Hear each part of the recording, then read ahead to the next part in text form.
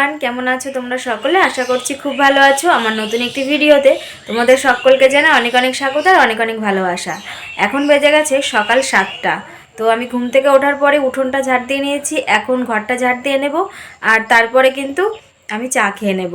তো চলো ভিডিওটি দেখতে থাকো, আশা করছি তোমাদের খুব ভালো লাগবে। রাত্রেবেলায় যে আমি চোখ দুটো এক করতে পারি সেটা নয়, আমি দিনের বেলাও এখন প্রচুর টাইম পাই।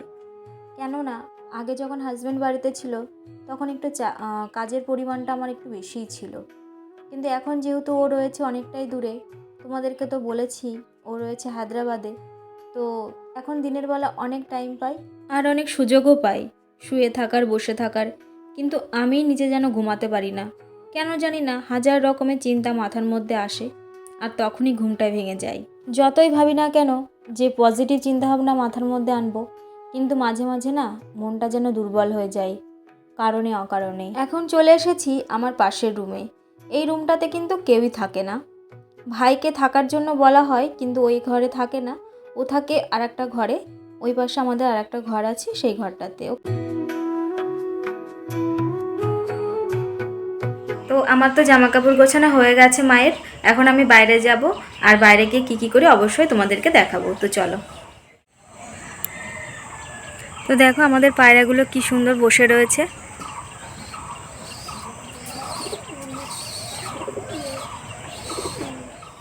এই যে পায়রাটাকে তোমরা দেখতে পাচ্ছ, এ না উড়তে চাইছে কিন্তু উড়তে পারছে না। মানুষের মধ্যে দেখা যায় এখনকার দিনে বেশিরভাগ মানুষই তারা তাদের স্বার্থ ছাড়া এক পাও চলে না। আর এইদিকে দেখো পায়রা, একটা পাখি, এই নাকি একমাত্র নিঃস্বার্থভাবে চলে।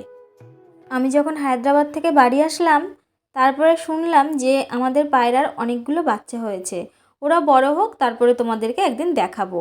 তোমাদের সঙ্গে কথা বলতে বলতে চলে আসলাম রান্নাঘরে। এসেই আমি চা করে নিলাম, লিকার চা করেছি।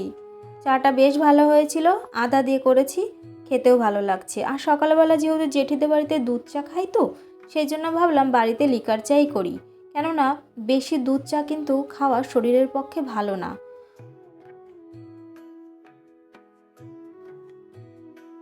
আর এখন কিন্তু ঘরের উনুনটা ঠিক করে নেওয়া হচ্ছে, জেঠি ঠিক করে দিচ্ছে। আগের দিন একটা দিদিও ছিল, সেও ঠিক করে দিচ্ছিল, কিন্তু আজকে জেঠি রয়েছে, জেঠি করে দিচ্ছে। এখন বেজে গেছে সকাল 9টা। যেহেতু বাজার করতে হবে আর দোকানেরও কিছু জিনিসপত্র আনতে হবে, সেই জন্য মা তড়িঘড়ি করে ছুটলো। মা তো বাজারে চলে গেল, বাইরে থেকে জেঠি আমাকে ডাকছে। তাড়াতাড়ি করে ছুটে গেলাম, গিয়ে দেখি যে জেঠি এই দেখো ফেনা ভাত নিয়ে এসেছে আর নিয়ে এসেছে আলু সিদ্ধ মাখা। তো আমি তো ফেনা ভাত খেতে অতটাও পছন্দ করি না, তো জেঠি রান্না করেছে, খেতে তো হবেই, সেই কারণে খেয়েও নিলাম। আর এরপরে চলে আসলাম বাবার এখানে গেটটা খুলতে, কেননা জলের ড্রাম দিতে হবে।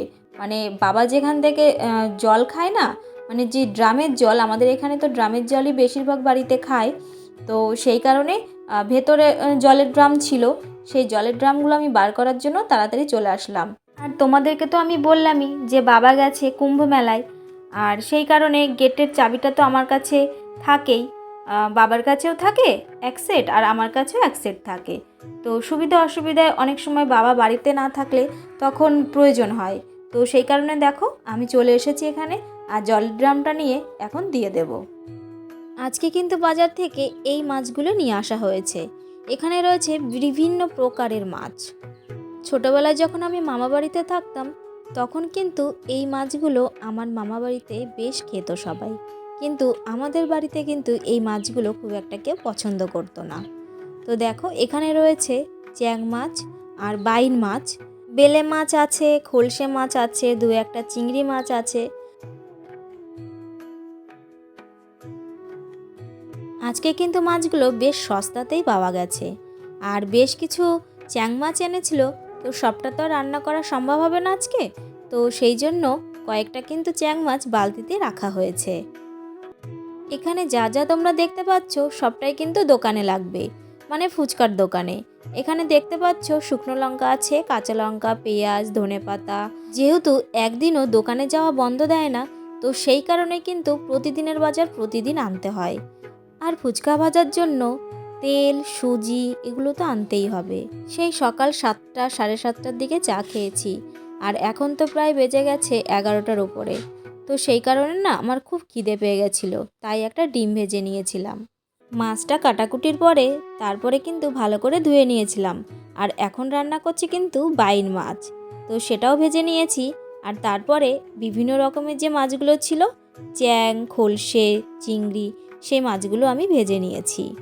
আর এরপরে দেখো বন্ধুরা, আমি মায়ের সঙ্গে বসে বসে গল্প করছিলাম আর হাসাহাসি করছিলাম। আসলে কি বলো তো, আমরা সারাদিন ধরে যেমন কাজও করি তেমনি গল্পও করি, আর এতে কিন্তু শরীর আর মন দুটোই ভালো থাকে। আর আজ যেহেতু মঙ্গলবার, পরের দিন কিন্তু বুধবার, আর বুধবারে তো হাট আছে, তো সেই কারণে অনেক কিন্তু শুকনো লঙ্কা লাগবে। এই শুকনো লঙ্কাগুলো শুকনো খোলায় ভেজে তারপরে কিন্তু গুঁড়ো করতে হবে, আর সেটা কিন্তু মিক্সিতেই করা হবে। আর আমাদের এদিকে না দুপুরের দিকে বেশ গরম লাগে। তো দেখো, আমি কিন্তু এখনও স্নান করিনি, আর রান্নাটা সেরে আমি স্নানটাও করে নেব। আমি যেহেতু এই বাইন মাছ খাই না, আর কিভাবে যে রান্না করতে হয় সেটাও জানি না, তো মা আমাকে বলে দিচ্ছিল যে এইভাবে এভাবে রান্না কর। আর মা কিন্তু আমাকে হাতে হাতে অনেক কিছুই গুছিয়ে দিচ্ছিল, তো সেই কারণে তাড়াতাড়ি হয়ে গেছিলো। আমি তো স্নান টান করে চলে এসেছি, আর রান্নাবান্না আমাদের সব কমপ্লিট হয়ে গেছে। তো এখন বেজে গেছে প্রায় 3টে মতো। তো এখনও কিন্তু মা ফুচকা ভাজছে, কারণ বৃহস্পতিবারের দিনও কিন্তু মায়ের ফুচকার অর্ডার রয়েছে রিসেপশানের, তো সেই কারণে মা ব্যস্ত রয়েছে। আর এখন বাইরে যাব, বাইরে গিয়ে দেখি মা কী করছে, সবটাই তোমাদেরকে দেখাবো। তো চলো। গতকাল ছিল সোমবার, আর আমার বাবা কিন্তু শিব ঠাকুরের বড় ভক্ত। তো বাবা আমাকে এই বেলটা দিয়ে গেছিলো আর একটা শশা দিয়ে গেছিলো। তো সেই শশাটার আমি হাফটা খেয়েছিলাম আর হাফটা ছিল। তো আমি মাকে বলছিলাম যে এই বেলটা দিয়ে শরবত করব পরের দিন। তো দেখো, সেই বেলটা দিয়েই আমি শরবতটা করে নিচ্ছি। বেলের শরবত খাওয়া কিন্তু খুবই উপকারী। আগে না যখন ছোট ছিলাম তখন এই বেল খেতে আমার একদমই ভালো লাগতো না, কিন্তু এখন এই বেল খেতে কিন্তু আমার বেশ ভালো লাগে। এই জন্যই বলে সব কিছুই হচ্ছে সময়, সময়ের সঙ্গে সঙ্গে সব কিছুই কিন্তু পরিবর্তন হয়।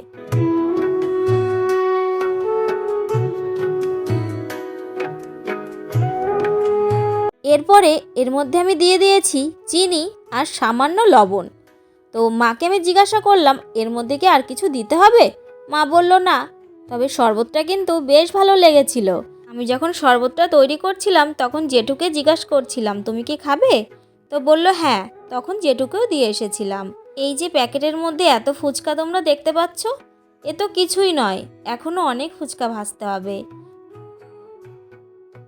কেননা কাল হচ্ছে বুধবার, আর তার পরের দিনই কিন্তু মায়ের রয়েছে অর্ডার এক বাড়িতে, তো সেই কারণে প্রচুর মাল ভাজতে হবে।